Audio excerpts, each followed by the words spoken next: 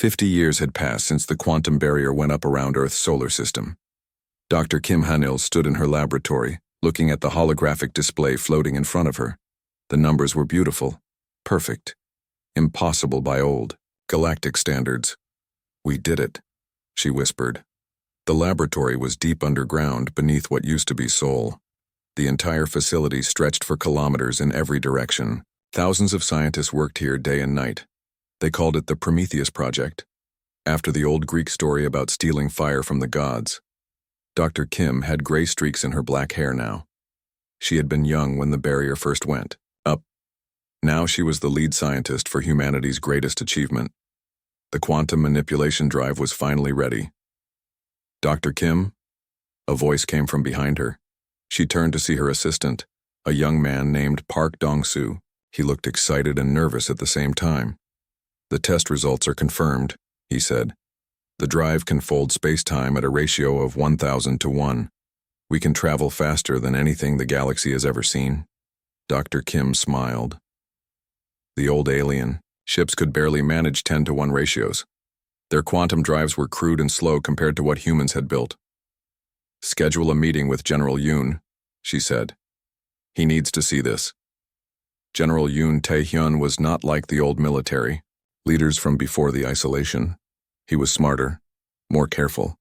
He understood that being strong was not just about having big weapons. The general's office was in the mountain fortress above the laboratory. The walls were covered with screens showing information from all over Earth. Production numbers, research reports, most importantly, secret messages from outside the barrier. "General," Dr. Kim said as she entered, "the quantum drive is ready for full testing." General Yoon looked up from his desk. He was a tall man with serious eyes. His uniform was simple and practical. No fancy metals or bright colors, just dark gray fabric that could blend into shadows. "Show me," he said. Dr. Kim activated her portable display. A 3-dimensional model appeared in the air between them. It showed a sleek ship with curves that seemed to flow like water. "This is the Harmony," she explained. "Our first post-isolation faster-than-light vessel. The quantum drive doesn't just move through space. It phases through dimensions. The alien barrier cannot stop it." General Yoon studied the model carefully. "How do you know?" "Because we built the barrier ourselves." The general's eyebrows went up. "Explain." Dr. Kim touched the display. New images appeared, mathematical formulas, energy readings. "The aliens think they trapped us, but humans learn by taking things apart. We spent 50 years studying their barrier from the inside. We know exactly how it works. More importantly, we know how to get around it." "Have you tested this?" "Small-scale tests, yes. We sent unmanned probes through dimensional phase shifts. They came back with readings from outside the solar system." Dr. Kim's voice grew excited. "General, we can see everything they are doing out there. Their ships, their communications, their technology. They think we are blind and helpless. They are wrong." General Yoon walked to the large window that looked out over the Earth's surface. 50 years ago, this area had been crowded with cities and roads. Now it was covered with forests and clean rivers. Humans had learned to live better. "What about the weapons?" he asked. "Captain Song Yuna is handling that project. She should be here soon." As if summoned by her name, Captain Song Yuna walked into the office. She was smaller than the general, but she moved like a predator. Her flight suit was black with silver patches. Her eyes were sharp and alert. "General Dr. Kim." She nodded to both of them. "The weapon tests are complete." "Results?" General Yoon asked. Captain Song smiled. It was not a pleasant smile. "We can destroy entire fleets without them knowing we are there. The nanobiological integration project worked perfectly. Human pilots can now interface directly with ship systems. We think faster, react quicker, fight better." She activated her own display. Images of space battles appeared in the air. But these were not real battles, they were simulations. War games where human ships fought against copies of alien vessels. Every scenario ends the same way: Captain Song continued. Total human victory, even when outnumbered 100-1. Dr. Kim felt a chill. She had focused on peaceful uses for their technology, exploration, discovery, learning. But she understood why weapons were necessary. The aliens fear us because they think we are violent, she said quietly. They have no idea how violent we can actually be. General Yoon turned from the window. President Choi wants a full briefing tomorrow. Are we ready? The question is not whether we are ready, Captain Song said. The question is whether Earth wants us to break the barrier. What do you mean? Dr. Kim asked. General Yoon answered. We have been monitoring galactic communications for 30 years. We know about the wars, the economic problems, the technological stagnation. The galaxy is falling apart without us. They made their choice, Captain Song said coldly. They wanted us gone. They got their wish. Dr. Kim looked at both of them. But people are dying out there. Entire species are at war. If we have the technology to help. They threw us away like garbage, Captain Song interrupted. Why should we care what happens to them? Because we are better than they are, Dr. Kim said firmly. That is why they feared us. Not because we are violent, but because we are better. General Yoon held up his hand. The decision is not ours to make. That is why we have President Choi. President Choi Hyun-woo was the first person to rule all of Earth. Not through conquest or force, but through choice. When the barrier went up, humans had to work together or die apart. They chose to work together. The president's office was in Geneva, in what used to be Switzerland. The building was simple but elegant. Clean lines and open spaces. Large windows that looked out over peaceful lakes and green mountains. 50 years, President Choi said as the three visitors sat down. 50 years since they locked us away, like dangerous animals. He was an older man with kind eyes and a gentle voice. But Dr. Kim could see steel underneath the softness. What is the status of our technology? He asked. General Yoon answered first. Military capability exceeds anything in the known galaxy. We can break the barrier whenever we choose. We can defend Earth against any possible attack. We can project power across multiple star systems if necessary. Scientific progress. The president looked at Dr. Kim. We have solved faster-than-light travel, dimensional phase shifting, consciousness transfer, matter reconstruction, and quantum manipulation, she said. We are approximately 200 years ahead of current galactic technology levels. Economic status? Earth is completely self-sufficient, General Yoon replied. We have fusion power, matter converters, automated production systems, and closed-loop recycling. We could survive indefinitely without any outside contact. President Choi nodded slowly. And the galaxy? Falling apart, Captain Song said bluntly. 2 major wars. Economic collapse in 17 systems. Technological advancement has virtually stopped. They are learning what the universe is like without human innovation. The president stood and walked to the window. They thought isolation would weaken us. Instead, it forced us to become strong. They thought cutting us off would make us dependent. Instead, it made us independent. He turned back to face them. The question now is, what do we do with that strength? We could return, Dr. Kim said hopefully. Share our technology, help end the wars, bring peace again. We could stay hidden, General Yoon suggested. Continue to develop, wait and see what happens. We could make them pay, Captain, Song said quietly. Show them what happens when you betray friends. President Choi was silent for a long moment. Captain Song, I want you to prepare the Harmony for a test flight, a real one, outside the barrier. Sir, Dr. Kim, I want a complete analysis of galactic technology levels. I need to know exactly how far ahead we are. Yes, Mr. President. General Yoon, I want options. Military options, diplomatic options, economic options. I want to know every possible way we could interact with the galaxy again. And if they try to stop us? The general asked. President Choi's kind eyes grew hard. They had their chance to be our friends. They chose to be our jailers instead. He looked out the window again. They are about to learn the difference. 3 days later, Captain Song Yuna sat in the pilot seat of the Harmony. The ship was beautiful. Smooth curves that seemed to flow like liquid metal. No sharp edges or ugly angles like the old alien designs. All systems ready, her co-pilot reported. Lieutenant Kim Junho was young but skilled. He had trained his entire life for this moment. Dimensional phase shift drive online, Captain Song said. Beginning penetration sequence. The ship began to shimmer. Reality bent around it like water around a stone. For a moment, the Harmony existed in 2 dimensions at once. Then it slipped through the barrier like a ghost walking through a wall. We are outside the solar system, Lieutenant Kim reported. No alarms, no detection. The barrier cannot see us.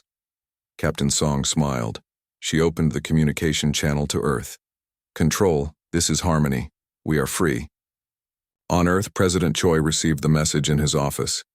He sat alone in the darkness looking up at the stars.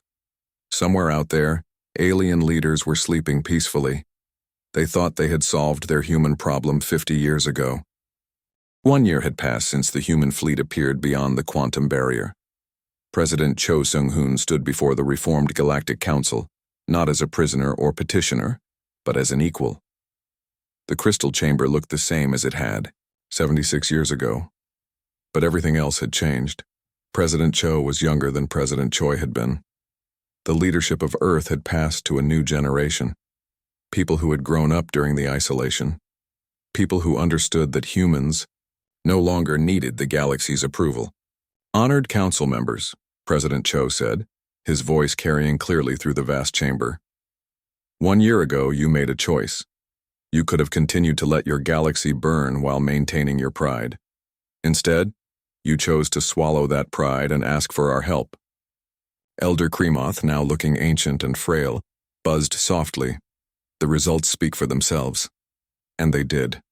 The massive displays around the chamber showed galactic statistics. All of them were improving. The Thorian Blue Sun War had ended within 3 days of human intervention. Captain Lee Dongyun's fleet had intercepted the Thorian attack force just before they reached Blue Sun space. Instead of destroying the alien ships, the humans had used advanced technology to disable them without casualties. Then came the negotiations. Human diplomats worked with both sides for 72 hours straight. They found solutions that neither side had considered. Trade agreements that benefited everyone. Border adjustments that satisfied both governments. Security guarantees that made future wars unnecessary. The Thorian Empire and Blue Suns have signed a permanent peace treaty, President Cho continued. Trade between their systems has increased by 400%. Their combined technological development has resumed at pre-war levels. Admiral Kim Soo-young, standing beside the president, activated a holographic display. She was the new commander of the Human Defense Corps, younger than Admiral Jang had been, but trained in the harsh lessons of isolation. The mining guild and transport union conflicts have also been resolved, she reported. Human mediators found efficiency improvements that made their old disputes irrelevant. Both organizations are now more profitable than they have ever been. Counselor. Neferal leaned forward in his floating chair. What about the technological assistance? Dr. Han Jiwon stepped forward. She was the lead scientist for human-alien cooperation projects. Her team had been carefully selected to share some human advances while keeping the most important secrets. 17. Species have received targeted technological assistance, she explained. Agricultural improvements for food-short worlds, medical treatments for genetic disorders, engineering solutions for failed infrastructure. She paused. All based on human innovations from the last 75 years. How much human technology have you shared? Asked Counselor Morden, the new council speaker. He was a bird-like alien who had replaced Elder Kremoth after the old insect finally retired. Dr. Han smiled. Approximately 3%. The chamber fell silent. 3% of human advancement had solved dozens of galactic crises. What could the other 97% do?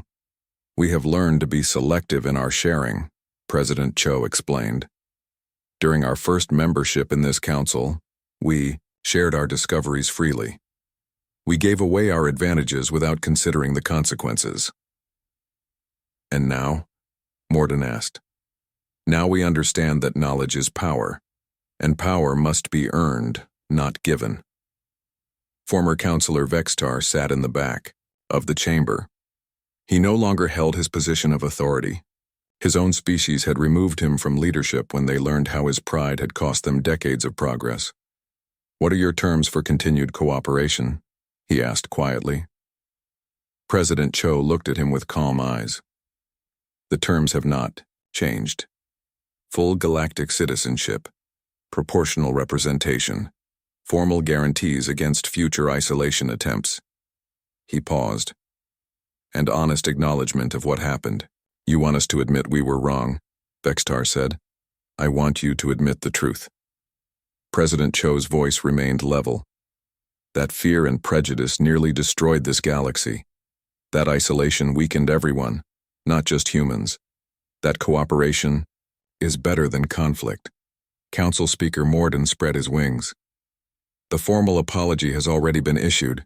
The guarantees have been written into galactic law. Human citizenship has been restored with full honors. Then why are we here? President Cho asked.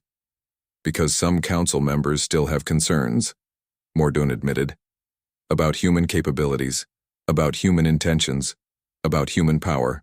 Admiral, Kim Soo-young stepped forward. What specific concerns? Your military technology, said Counselor Thexvar, a new representative from the Crystalline Collective. Your ships appear from nowhere. Your weapons disable entire fleets without firing a shot. Your defensive systems make you invulnerable to attack. You are afraid of us, President Cho realized. Yes, Thexvar admitted, just as we were 76 years ago. And what do you want us to do about that fear? Limit your military development, share your defensive technology, submit to galactic oversight of your research programs. The chamber fell completely silent. President Cho looked around at the hundreds of alien faces watching him. Some looked hopeful, others looked fearful. A few looked ashamed. No, he said simply. President Cho, Morden began. No, President Cho repeated more firmly. 76 years ago you isolated us because you were afraid. You wanted us to be weaker, smaller, less threatening. He walked closer to the center of the chamber. It did not work then. It will not work now. We are not asking for isolation, Thexvar protested.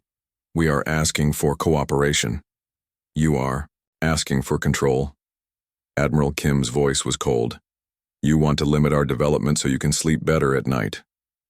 Is that so wrong? Asked another counselor. President Cho stopped walking and looked up at the speaker. Yes, it is wrong. Because the galaxy's problems are not caused by human strength. They are caused by alien weakness. A murmur went through the chamber. Some aliens made angry noises. Others nodded in agreement. Explain, Morden said. Dr. Han activated her display again. New charts appeared showing technological development across different species over time. For the past 75 years, most galactic species have made no significant technological advances, she explained. Some have actually regressed. Why? Because you became dependent on human innovation to drive your own progress. That is not our fault, Thexvar objected. No, President Cho agreed. It is not your fault that you needed us, but it is your fault that you chose fear over cooperation when you realized how much you needed us. He gestured to the displays around the chamber. Look at your current statistics: economic growth, technological development, conflict resolution. Everything improved the moment humans returned. Because you help us, said Counselor Nephrol. Because we inspire you, President, Cho corrected. Humans do not just solve problems, we show other species that problems can be solved. We prove that improvement is possible. And if we do not like your solutions, Vextar asked, then you are free to find your own. President Cho's voice grew harder. But you will not limit our ability to find solutions. You will not control our research. You will not make us smaller to make yourselves feel safer. What guarantees do we have that humans will not become a threat? Morden asked. The same guarantee you had before the isolation, Admiral Kim replied. Our word, our actions, our character. That was not enough before, Thexvar pointed out. Before, humans were junior members of this council, President Cho said. We were guests in your galactic community. We tried to fit in, to be acceptable, to avoid making you uncomfortable. And now? Now we are partners, equal partners. We will work with you when it benefits both sides. We will help you when you ask for help. But we will not sacrifice our strength to ease your fears. President Cho walked back to the center of the Fo chamber. 76 years ago, this council made a decision based on fear. It nearly destroyed the galaxy. Today, you can make a different choice. Which is? Morden asked. Accept that humans are different. Accept that we will continue to grow and change and develop. Accept that our strength is not a threat to you unless you make it one. President Cho looked around the chamber. Or make the same mistake you made before and lose us forever. You would leave again? Neferal asked, fear evident in his voice. We would not need to leave, Admiral Kim said quietly. We would simply stop helping, stop sharing, stop caring what happens to the rest of the galaxy. You would watch us suffer? Thexvar demanded. You watched us suffer for 76 years, President Cho replied. Turnabout is fair play. The chamber erupted in discussion. Aliens argued with each other in dozens of languages. Some demanded that humans submit to limitations. Others insisted that humans be given everything they wanted. Council Speaker Morden called for order. We will vote on the human proposals. All in favor of accepting human terms for continued cooperation? The voting lights appeared above each representative. Blue for acceptance, red for rejection, green for abstention. President Cho watched the lights appear one by one. Blue, blue, blue. A few reds scattered here and there, some greens, but mostly blue. Final count, announced the mechanical voice. 712 for acceptance, 98 against, 53 abstentions. The motion passes. President Cho nodded. Then we have an agreement.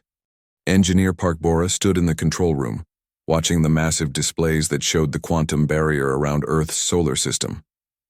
For 25 years, she had been working on ways to break through. For 20 years, she had known exactly how to do it.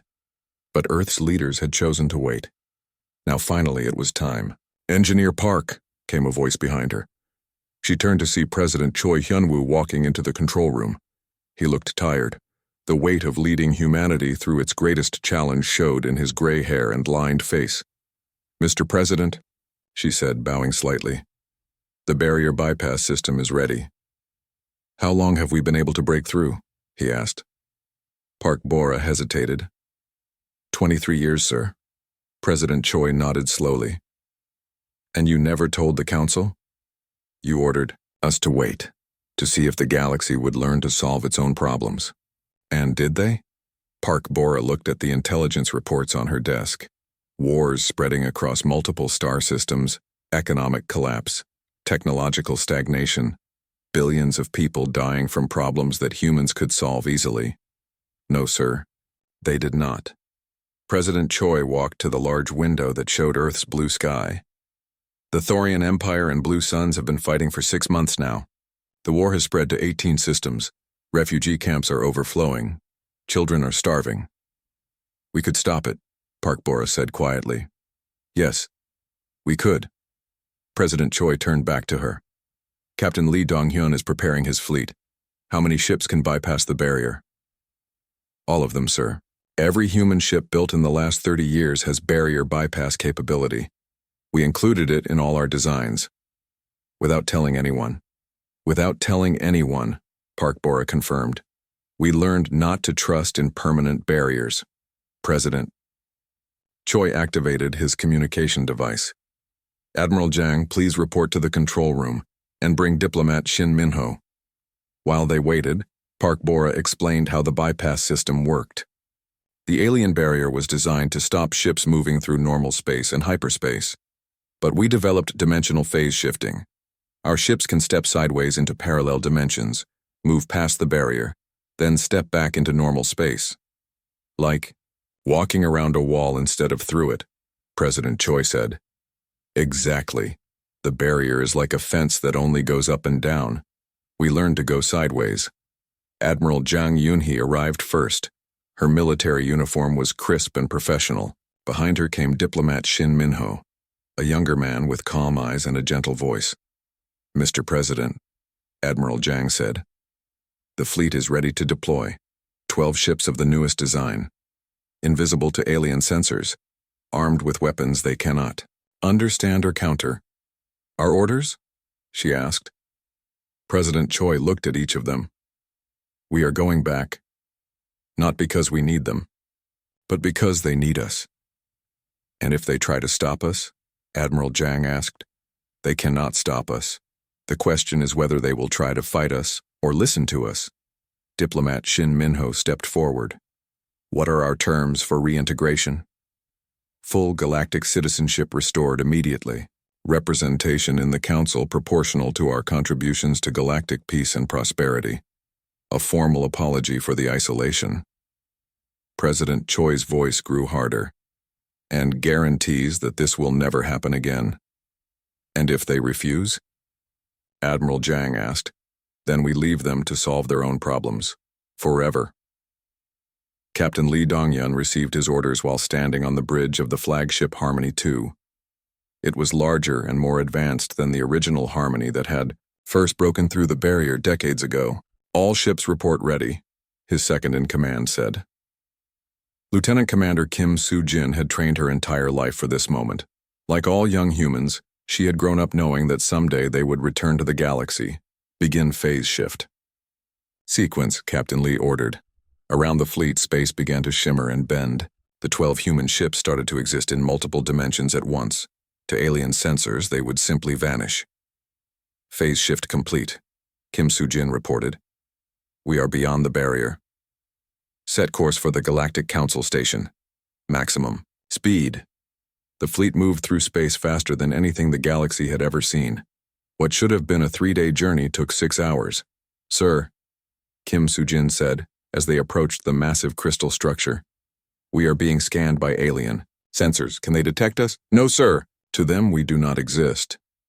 Captain Lee smiled. Signal the other ships. Formation Omega. Surround the station. Sir, incoming transmission from the station. They want to know who we are. Open the channel.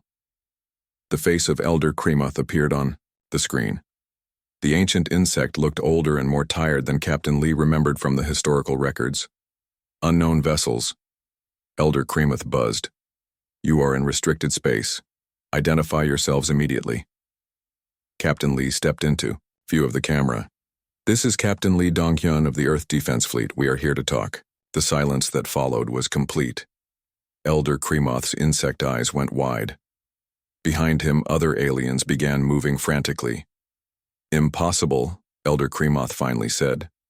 Humans cannot leave their solar system. The barrier works perfectly, Captain Lee interrupted. We are not going through it, we are going around it. That is impossible. No, that is human engineering. More alien faces appeared on the screen. Captain Lee recognized some of them from the historical records. Counselor Vextar, older and more scarred. Counselor Nephrol looking desperate and afraid. How many ships do you have? Vextar demanded. Captain Lee checked his tactical display. The alien station was completely surrounded. Enough. We demand that you leave immediately. Vextar continued.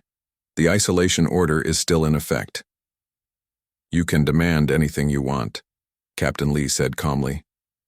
But we are here to deliver a message from the President of Earth. We do not recognize any Earth government, Vextar snarled. Then you do not recognize reality. Captain Lee's voice grew cold. We have been watching you for 75 years. We know about the wars, the economic collapse, the technological stagnation. We know how badly you need our help. We need nothing from humans, Vextar shouted, then explained the Thorian Blue Sun War. Explain the mining guild conflicts. Explain the 17 failed colonies and the 6 extinct species. Captain Lee stepped closer to the camera. Explain why your own people are sending secret messages, begging for human assistance. Counselor Nephral's face went pale. The secret communications had been intercepted. You have been spying on us, Elder Kremoth accused. You put us in a prison and expected us to go blind? Captain Lee laughed. We are humans. We learn. We adapt. We find ways around every obstacle you put in front of us. What do you want? Nephral asked quietly. Before Captain Lee could answer, alarms began ringing throughout the alien station. Red lights flashed. Voices shouted in dozens of languages. What is happening? Elder Kremoth demanded. Sir, Kim Sujin reported. Long-range sensors detect a massive Thorian fleet approaching. 18 heavy cruisers and support vessels. They appear to be heading for the Blue Sun home system. The war is escalating, Captain Lee explained to the aliens. Without human mediators, conflicts spiral out of control. That fleet will destroy the Blue Sun capital world. Billions will die. We must send peacekeepers, Elder Kremoth said. Your peacekeepers cannot catch that fleet. Thorian ships are too fast. Captain Lee paused. But human ships are faster. Vextar's scales darkled with rage. You are trying to manipulate us. I am trying to save lives, Captain Lee replied. Lives that will be lost because you were too proud to admit your mistakes. Even if we wanted your help, Nephral said desperately, the council vote would take days to organize. Those people do not have days. Captain Lee turned to his tactical officer. Commander Park, time to Thorian fleet intercept? If we leave. Now 90 minutes, sir. If the Thorian fleet reaches Blue Sun space, planetary bombardment begins in 4 hours. Captain Lee looked back at the alien leaders. Here is what will happen. My ships will intercept the Thorian fleet. We will stop them without destroying them. We will force both sides to negotiate a real peace treaty. He paused. When we return, this council will vote to restore full human citizenship. You will issue a formal apology. You will guarantee this isolation never happens again. And if we refuse? Vextar asked. Then we go home. And you can watch your galaxy burn while we live in peace and prosperity. Captain Lee's eyes grew hard. Choose quickly. People are dying while you debate. Elder Kremoth looked around at the other council members. Some nodded. Others looked uncertain. A few seemed angry. We will consider your proposal, he said finally. Consider faster, Captain Lee said. We launch in 10 minutes. The transmission ended. Captain Lee turned to his crew. All ships, prepare for combat operations. We are going to show the galaxy what human peacekeeping looks like. As the human fleet departed at impossible speeds, the alien council erupted in arguments. Some wanted to accept the human terms immediately. Others wanted to fight. A few wanted to negotiate. But deep down, they all knew the truth. The galaxy needed humans more than humans needed the galaxy, and 75 years of isolation had made that fact impossible to ignore. Former Counselor Vexitar sat alone in his private chambers, staring at reports from his home world. His people were dying from a plague that human medicine could cure easily. His pride had cost billions of lives. Trade Minister Wu Sungmin stared at the holographic display floating above his desk. The numbers were terrible. Worse than terrible, they were catastrophic. 75 years had passed since the humans were isolated. The galactic economy was collapsing. His office was hidden deep inside one of Earth's observation stations. These stations had been built in secret, using technology the aliens could not detect. For decades they had been watching, learning, recording everything that happened in the galaxy. Minister, his assistant said from the doorway. Admiral Zhang wants to see you. She says it is urgent. Wu Sungmin nodded.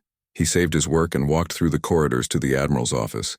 The walls were covered with screens showing star maps, trade routes, and communication intercepts. Everything the aliens thought was secret, humans could see.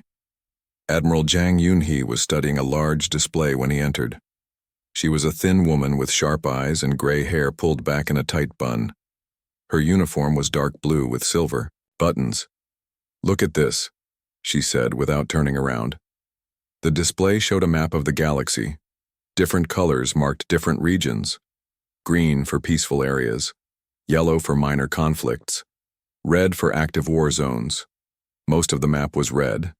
"The Thorian Empire and the Blue Suns are fighting again," Admiral Jang explained. "The war started 3 months ago. It has already spread to 12 star systems." "I thought they made peace," Wu Sungmin said. "They did. 60 years ago. Humans negotiated that peace treaty." The Admiral touched the display. New information appeared. Without human mediators, the peace lasted exactly 15 years. Then small disputes started, trade disagreements, border problems, nothing that could not be solved with proper diplomacy. But they do not have proper diplomacy anymore, Wu Sungmin realized. No, they have alien diplomacy, which means they talk in circles for years and solve nothing. Admiral Jang pointed to another part of the map. The Mining Guild and the Transport Union are also at war, over shipping rights that humans settled 30 years ago. That peace lasted 8 years. Wu Sungmin felt sick. How many people have died? Billions. Admiral Jang's voice was flat, emotionless, and it is getting worse. The trade minister looked at his own datapad. The economic situation is even worse than the wars. Galactic trade has dropped by 60%. Technological development has almost stopped. Some species are facing famine because they cannot adapt their agriculture. Why not? Admiral Jang asked. Because humans were the ones who taught them how to adapt. We were the ones who solved their problems when climates changed or populations grew. Wu Sungmin shook his head. They have become dependent on human innovation. Without us, they cannot think of new solutions. Admiral Jang turned to face him. There is something else, something worse. She activated another display. This one showed communication intercepts from the Galactic Council Station. Counselor Neferal sent a secret message to his homeworld. Last week, she said. He admits that isolating humans was a mistake, but he cannot say it publicly. Why not? Because Counselor Vextar still controls the council, and Vextar will never admit he was wrong. The recorded message began to play. Neferal's voice was tired and sad. The humans were right, he said. They warned us this would happen. They said we were making a terrible mistake. We should have listened. There was a long pause. My people are starving. Our technology is failing. Our young people are leaving for other worlds because there is no hope at home. All because we were afraid of human unpredictability. Admiral Jang stopped the recording. 17 species have sent similar messages. They want the humans back, but they are too proud to admit it. What about the others? Wu Sungmin asked. The others are dying. Some literally. The Crystalline Collective has lost 3 colony worlds to equipment failures. Equipment that humans designed and maintained. The Void Walkers have stopped reproducing because they cannot solve their genetic degradation problem. Humans were working on a cure when the isolation began. Wu Sungmin sat down heavily. We have been watching them destroy themselves for 75 years. Yes, and we have solutions for all of their problems. Then why do we not help them? Admiral Jang's eyes grew cold. Because they chose this. They had 50 years of human friendship, 50 years of human innovation, 50 years of human sacrifice. And they threw it all away because they were afraid. People are dying, Wu Sungmin said quietly. People died when they isolated us too. Do you think no humans suffered when we were cut off? Do you think it was easy to rebuild our entire civilization alone? Admiral Jang walked to the window. We offered them partnership. They chose fear instead. The trade minister looked at his data again. The numbers were getting worse every month. How long can they survive like this? The current wars will burn out in 5 to 10 years, Admiral Jang said. Either because one side wins completely or because both sides run out of resources to fight.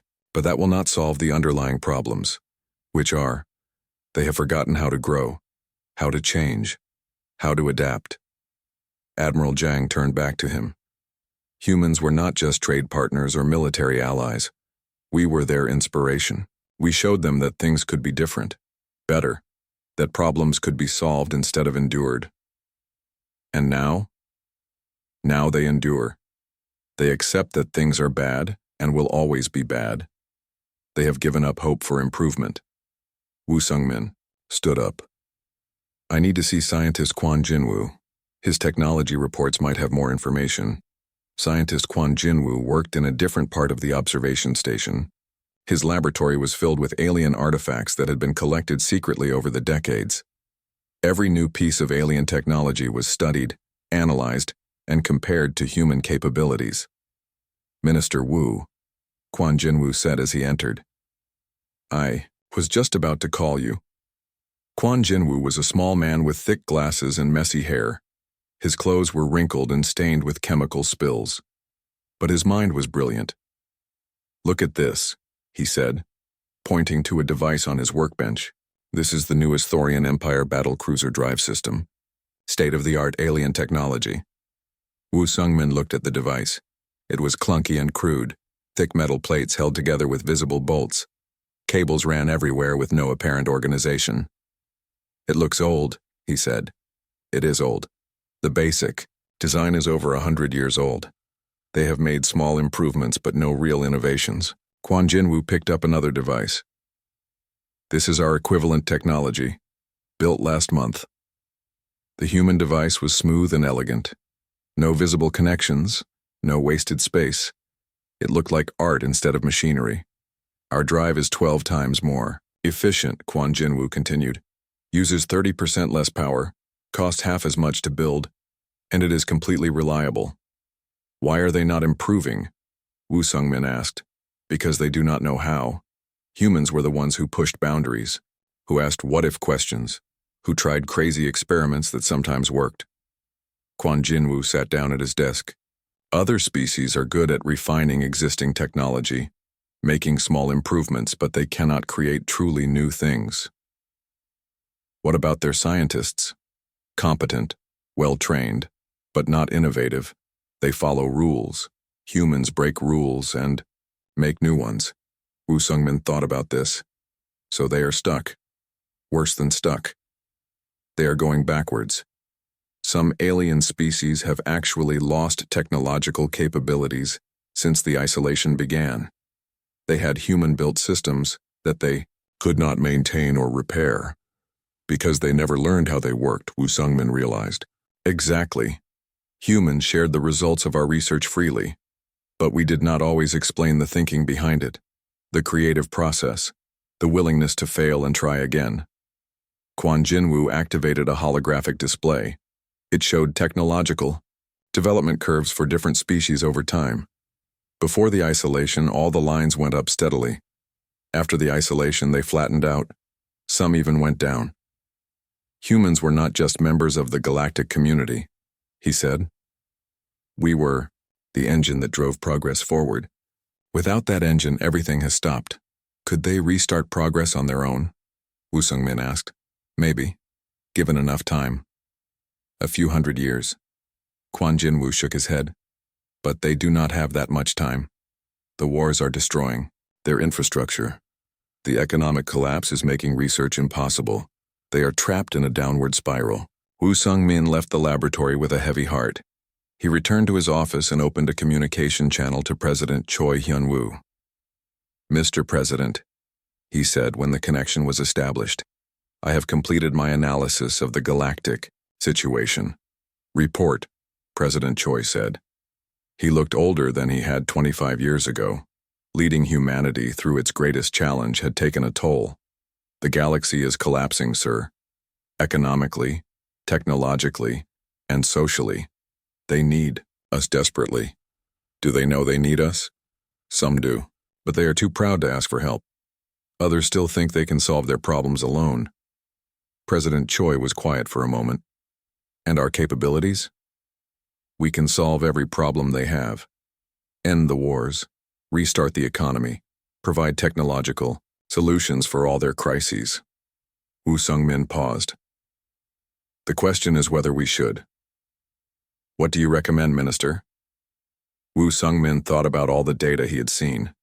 The dying species, the failed colonies, the wars that could have been prevented.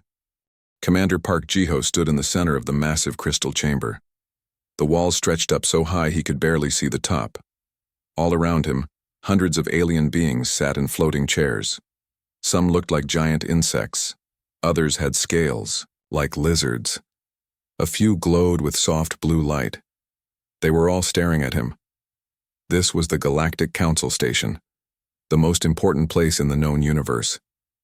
Today, they would decide the fate of his entire species. Park Ji-ho wore his best uniform. The dark blue fabric had small medals on the chest. Each medal told a story of human bravery. Wars ended, lives saved, peace made between angry alien races. But none of that seemed to matter now. Next to him stood Ambassador Lee Minji. She was shorter than Park Ji-ho, but her voice was strong. Her black hair was pulled back tight. Her face showed no fear, even though they both knew what was coming. "Humans," said Elder Kremoth from the center podium. The ancient insect creature had been alive for over 1,000 years. His voice buzzed like a swarm of bees.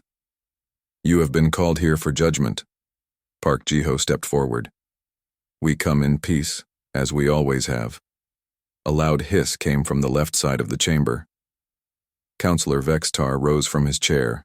The large reptile had green scales that shined under the crystal lights. His yellow eyes glowed with hate. "Peace?" he said. "You call your history peaceful?" "We ended 3 major wars," Lee Minji said. Her voice echoed in the huge chamber. "We helped make peace between the Thorian Empire and the Blue Suns. We stopped the mining conflicts in the Outer Rim. You, also fought wars on your own planet for thousands of years." Vextar's tail whipped back and forth. "You killed millions of your own kind. You built weapons that could destroy entire worlds." Park Ji-ho felt anger rise in his chest, but he kept his voice calm. "That was before we joined the galactic community. We learned, we grew, we became better." "Did you?" Another voice spoke from the right side. Counselor Neferal floated in a bubble of water. The fish-like creature's gills moved quickly.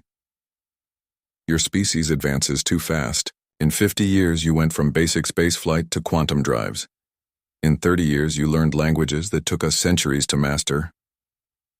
"Is learning a crime now?" Lee Minji asked. Elder Kremoth raised one of his 6 arms. The chamber fell silent. "The question before us is not about crimes. It is about safety. The safety of all galactic species." Park Ji-ho looked around the chamber. Some aliens nodded their heads. Others whispered to each other. A few seemed uncomfortable, but they did not speak up. "Humans are unpredictable," said Counselor Vextar. "They make choices based on emotions. They take risks that could harm everyone. They ask too many questions. They change things too quickly." "We innovate," Park Ji-ho said. "We solve problems. When the plague hit the Centauri colonies, who found the cure? When the star pirates attacked trade routes, who stopped them? When the council needed someone to do their dirty work," Vextar interrupted. "Yes, humans fight well. That is exactly the problem." Ambassador Lee Minji stepped closer to the center. "We have given this galaxy 50 years of peace. Our scientists have shared their discoveries freely. Our diplomats have solved conflicts without violence. Our traders have brought prosperity to hundreds of worlds. What more do you want from us?" Elder Kremoth's insect eyes looked at her without blinking. "We want you to stop." The words hit like a physical blow. Park Ji-ho felt his heart racing. Stop what? Stop advancing, stop changing, stop being so human. A murmur went through the chamber. Some aliens made clicking sounds. Others hummed low notes. Park Ji-ho realized that many of them had already made up their minds before this meeting even started. "You want us to become stagnant," Lee Minji said. "Like some of the older species. We want you to be stable," said Counselor Neferal. "Predictable, safe." "And if we refuse?" Park Ji-ho asked. Vexatar smiled, showing sharp teeth. "Then we will make the choice for you." Elder Kremoth spread his wings. The proposal before the council is simple. Humanity will be isolated from all galactic networks. No trade, no communication, no travel between your system and ours. A quantum barrier will be placed around your solar system. You will have Earth, and Earth alone. Li Minji's face went pale. You cannot be serious. We are members of this council. We have rights. Rights can be taken away, Vextar said, when the safety of the galaxy is at stake. Park Ji-ho looked around, the chamber again. He saw fear in many alien faces, fear of humans, fear of what they might do, fear of change itself. We helped you, he said quietly. When others wanted war, we found peace. When others gave up, we found solutions. We bled for this galaxy. We died for it. And this is how you repay us? Your sacrifices are noted, Elder Kremoth said. But they do not change what you are, a dangerous species that grows too quickly and thinks too differently. The vote will now begin, announced a mechanical voice from the ceiling. Lights appeared. Above each alien representative, red for isolation, blue for letting humans stay, green for abstaining. Park Ji-ho watched the lights appear one by one. Red, red, red. A few blues scattered here and there, some greens, but mostly red. Final count, the mechanical voice said. 691 for isolation, 156 against, 34 abstentions. The motion passes. The chamber erupted in noise. Some aliens cheered. Others made sounds of distress. A few simply left their chairs and floated away. Ambassador Li Minji stepped forward one last time. Her voice cut through, the noise like a knife. You think isolation will make us weak? You think cutting us off will make us give up? She looked directly at Vextar. You do not understand humans at all. Perhaps, Vextar said, but we will not have to worry about that anymore. You are making a terrible mistake, Park Ji-ho said. Humans do not break when we are alone. We adapt. We grow stronger. We remember who our friends are. He paused. And who our enemies are. Elder Kremoth buzzed loudly. The decision is final. You have one local day to leave the station. After that, the quantum barrier will activate. No human ship will be able to leave your solar system. No alien ship will be able to enter. Li Minji and Park Ji-ho walked toward the exit. Alien guards followed them, making sure they left quickly. As they reached the door, Li Minji turned, back one last time. When you realize you need us again, she called out. Remember that you chose this. Remember that you threw away 50 years of friendship because you were afraid of what we might become.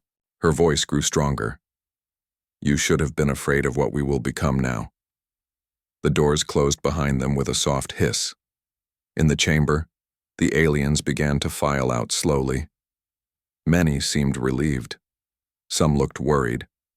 A few wondered if they had just made the biggest mistake in galactic history. But it was too late to change their minds now. The humans were going home, and they were going alone.